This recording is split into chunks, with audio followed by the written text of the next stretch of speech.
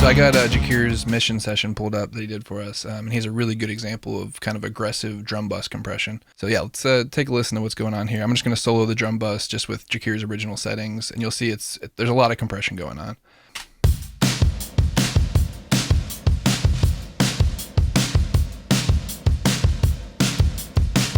One of the smart things that Jakir did when setting this up is really the release setting, and it really goes to show how important the release setting is when you're doing heavy compression like this.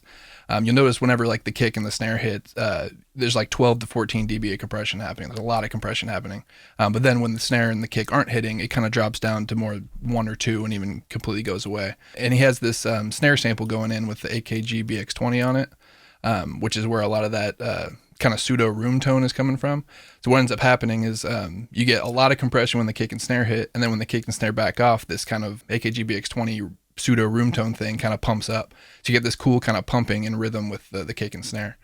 So let me play that again.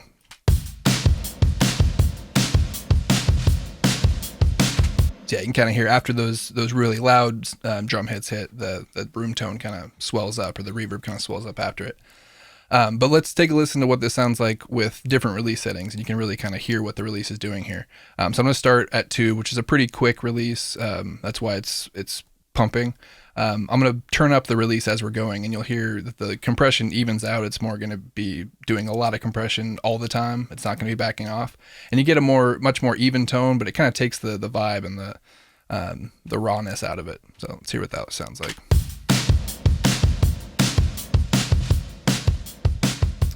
So yeah, now it's pretty much just clamped down the whole time.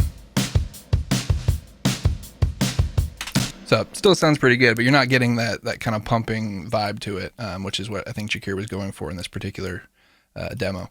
That is such a drastic illustration of how the release control affects the present and how it kind of pulls things forward, pushes them back, right? Like it brings that room tone so forward and present in the mix.